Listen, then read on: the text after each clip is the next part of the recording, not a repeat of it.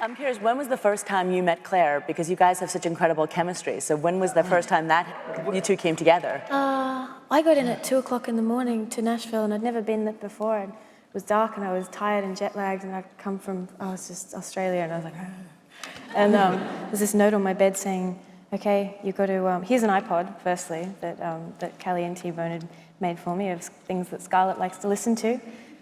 And you got to meet Buddy Miller and Sam Palladino in the lobby in the morning to practice the song. And we'd never seen each other before. We'd never. That was the crazy thing about it. I mean, myself, I just kind of jumped the whole casting process, the whole LA screen test casting process. I don't know how I did that. But that did mean that we'd never read together, we'd never met, we'd never sung together until this fateful morning in the Hutton Hotel in Nashville with Buddy Miller, who brought is music, that man, you know, and so he was nervous, we were nervous.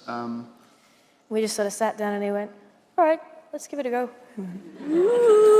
We started and it just kind of worked. Yeah, we just started singing If I Didn't Know Better. Thank you. Me freaking out that I had that crazy high bit to get to, and was I going to hit it, and was it going to... You got there, you did. I got there, I think. I think that was it. That was the foundation, I think. Well, you know, Buddy had called me right before, when he was on his way to work with you, and he said, you know, I'm going to hear how they do, and I'm going to have to rearrange the song because it was a Civil War song. And John Paul White sings, you know, he's got this incredible voice. He goes, but there's no other guy that's going to be able to hit that high note, so I'm going to have to rearrange it so it's not going to sound exactly like this. I said, well, Buddy, whatever you think is best, you know.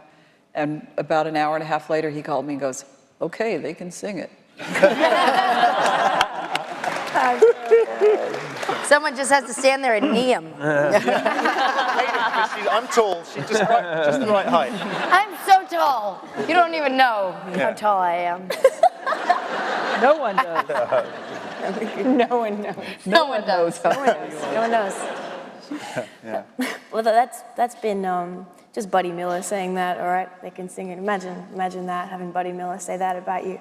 It's been one of the big, I don't know, it's just validation, I guess, when I remember standing in my agent's office and he walked past me, one of them, and said, oh, the script, you have to read the script, and sort of pressed it into my hands and bustled off somewhere. I'm like, okay, and I was jet lagged again. I think I spent most of that, like the 2 weeks I was at pilot season, jet lagged. Very lucky. And I looked at the front cover and it said Callie Corey on it. This is that thing again where you just, oh my goodness. And that's where it began for me. And I read Scarlett and I just absolutely fell in love with this beautifully written creature. And then when they told me about T-Bone, I'd been kicked out of opera class because my voice was going in a different direction. So I got told that I couldn't sing.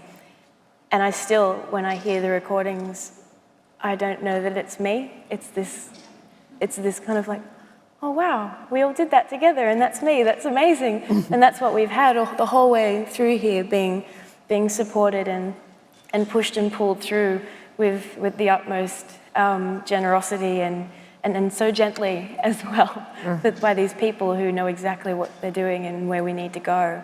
And that's been one of the biggest things for Scarlett. She and I are going through the same thing almost at the same time. We keep crossing over, it's really strange. And now here we are, and that's the most amazing thing ever, my goodness.